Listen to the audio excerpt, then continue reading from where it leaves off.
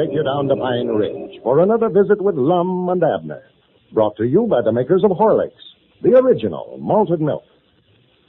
Your doctor will tell you that one of the most important factors in good health is plenty of rest, plenty of refreshing sleep. Without a sufficient amount of sleep regularly, our bodies are apt to run down, our resistance to sickness and disease be lowered. No, there isn't any substitute for the tonic of a full night's rest. Now, some people have difficulty getting to sleep easily at night. They lie awake for hours, just can't get to sleep. Well, those people don't know the secret of a cup of Horlicks malted milk, hot, at bedtime. A drink of Horlicks to relax your body, soothe your nerves, help you to fall asleep quickly, help you to sleep soundly, too.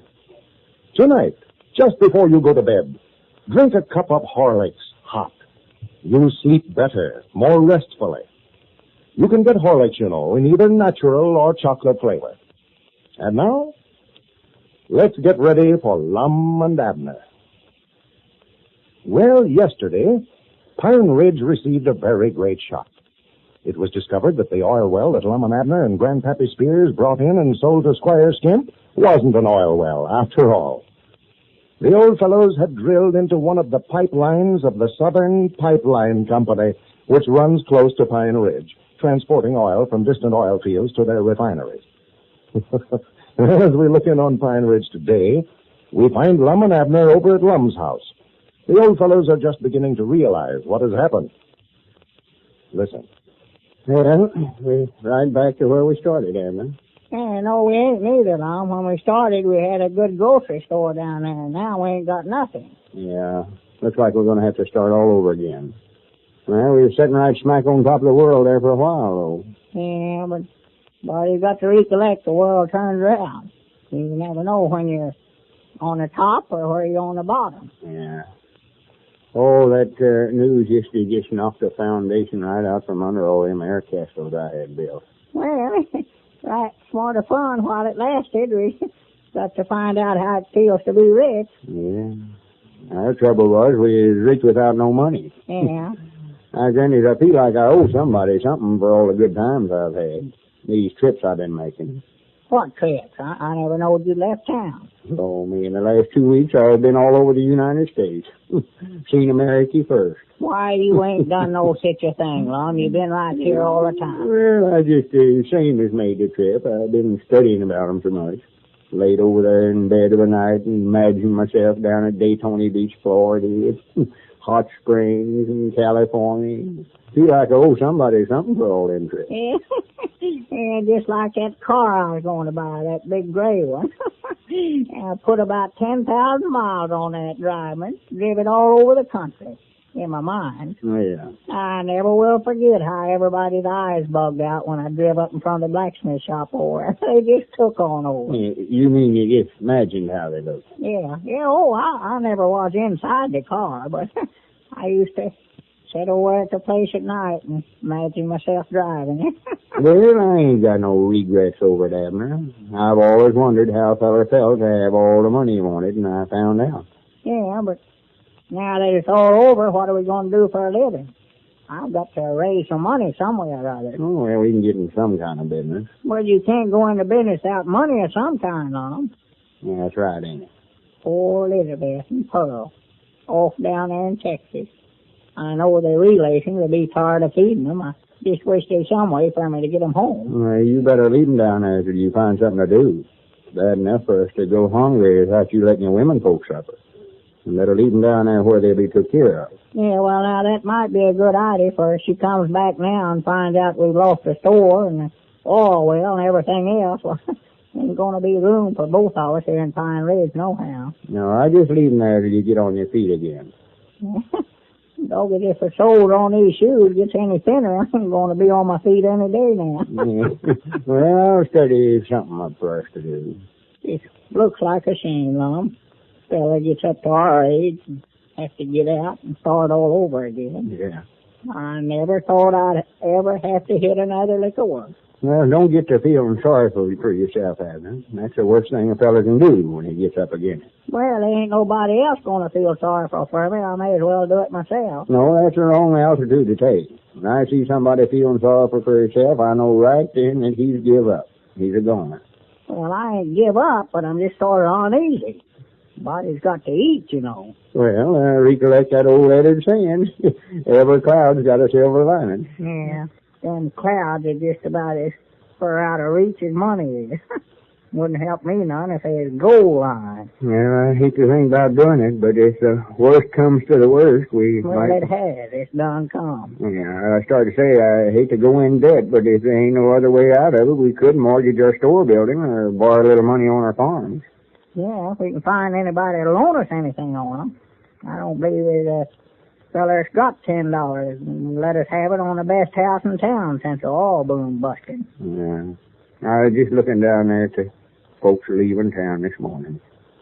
Trucks and automobiles and wagons and everything else. Yeah. Getting out of town as fast as they can. Well, natural when they found out that there weren't no real oil well, all these strangers that come in here would pull out. I had to turn around and walk back over the place. Just couldn't bear to watch it. And a touch of sadness sort of come over me. Yeah. The pine ridge was growing so. Oh, yeah. Everybody excited over the oil boom. See it now, it looks like a picnic ground the day after the picnic. So. Oh, Lord, me, it's so dead down there. Everybody could fire a cannon right down the main street and not hit a soul. Won't be 2 weeks before you can graze cattle right there in the street. Yeah, I was talking to Dick Huddleston this morning. Said his business had fell off something wonderful since yesterday. Well, he had 8 extra clerks working for him. He had to let them all go this morning. Yeah, I bet he was mad about it. He was making money hand over fist. No, he never let on if he was. Never, huh? No, sitting back there by the stove when I come in and bannered me for a checker game the minute I walked in. Well. I know he must feel bad about it, though. But you know, Dick, he wouldn't let on if we killed him. No. That's what makes me feel sort of bad about it. We was the ones that thought we had a oil well and got everybody's hopes built up, and then to flop she went. Oh, well, that's bad all right, Mom, but it done some good. We woke some of these folks up around here. They ain't had an idea in 15 years. That old Uncle Fred Cecil. He put in that hamburger stand down there. It's the first time that he's ever got up out of that rocking chair off in his front gallery there as far back as I can recall. Yes, he's done that all right. Sure. Throwing some of these old nesters back to life. Sure. But the town's going to look like a graveyard for a while. Oh, yeah. If we'd have had any sense at all, we'd have known from the first that there weren't no oil well. Well, I don't see why. It looked like oil well to me. It looked like I thought one would look. I never did see one. Well, if I'd have stopped to think, though, I recollect them laying that pipeline through here about 15 years ago. Yeah. I never knowed exactly where it was at, but I knowed it just run east of town here somewhere. Well, I can see now why Caleb had so much trouble drilling a well. Don't you know, just before he struck oil, he had to take the bit out and shorten it about 4 or 5 times. Yeah, he thought he was hitting a big rock or some kind down there. Yeah. Just that iron pipe he was drilling through. Why, sure it was a pipeline. Natural, when he drilled a hole in it, the oil spurted up out of the ground. Yeah. Well, I'm just thankful for one thing that we sold it before they found out what they did. Yeah. Dick Huddleston was to tell me they're going to make old Squire pay for every bit of oil that run out of there. Oh, me, now that's going to amount to something. Oh, yeah. Well, Dick said he did it run to $4,200. $4,200. That's what he said. I hate to laugh about anybody having hard luck, but some way or other I can't bring myself to feel sorry for old Squire. No, I can't neither. He had it coming to him if ever a man did. And here he went to all the trouble of tricking us into selling the well to him, buying it under a consumed name that way. Now it's going to cost him over $7,000 to get out of it, counting the $3,000 that he gave us in a trade. That sort of evens things up for some of the skinnings they give us, Lum. Yeah, and he was trying to give us a skinning on this deal, but the thing backfired on him. Yeah. I bet you he'll leave us alone from here Yeah, out. Lord, he won't bother us no more. Me and him coming over here yesterday trying to trade back with us. Yeah. Making us think he was doing us a big favor for letting us have it back. He knowed right then that we drilled into a pipeline when he come over Why, here. of course he did. He was trying to get that agreement back we made him sign. Well, so what? Just what he's doing when he come over. Yeah, see, he's responsible for everything according to that agreement. Yeah, and he'd have did anything to get that back, too, long. Well, he made us sign the same kind of agreement himself when he sold us that land over there to start with. Yeah. He had to pay off $355 to satisfy them stockholders. That's what we So done. I don't feel bad about this. Yeah, well, now, Lum, there ain't no way for him to get out of it, is there? Oh, no, it's legal. I looked after that part of it myself.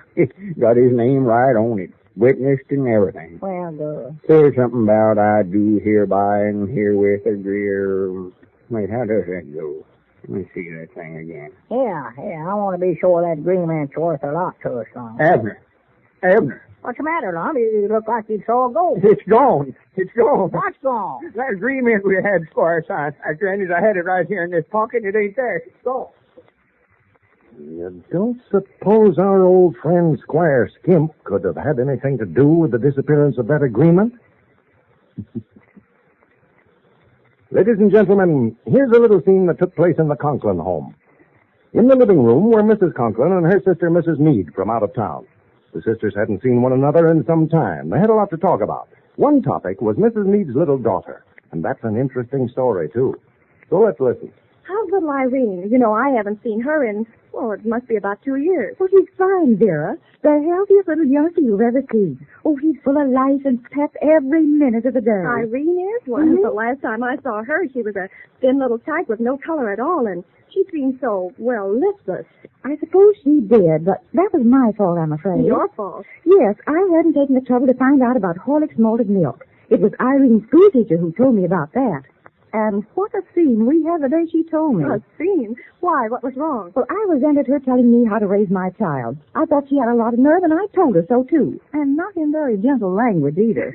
Well, it's a wonder she didn't walk out on you. Isn't it? She didn't, though, thank goodness. She just sat there calmly all the while that I was raving. Then she told me that she didn't mean to be impertinent, but she did want me to know how Horlicks had helped her little brother. He was sickly, undernourished, like Irene, you know. Oh. Well, Horlicks did wonders for him. She told me all about Horlicks, also, about its valuable nourishment and its vitamins and mineral elements, you know, that help children develop husky bodies and sound bones and teeth. You took her advice then? Yes, fortunately. I went right down to the drugstore and bought a package of Horlicks for Irene. And has Horlicks helped her? Oh, marvelously, Vera. I've never seen such a change in a child. Ever since that day her teacher called on me, Irene has had a glass of Horlicks with every meal. Good. And she drinks it between meals, too. And how she loves it. But all children love Horlicks, I guess. It's such a delicious drink. And that's the story of how Mrs. Meade found out the value of Horlicks malted milk as a children's food drink. And Horlicks malted milk is something that every parent should know about. You won't find anything that will mean more to your children's good health. You can get Horlicks malted milk, you know, in either natural or chocolate flavor. This is Carlton Brickert, speaking for Lum and Abner and Horlicks, who now bid you all good night and good health.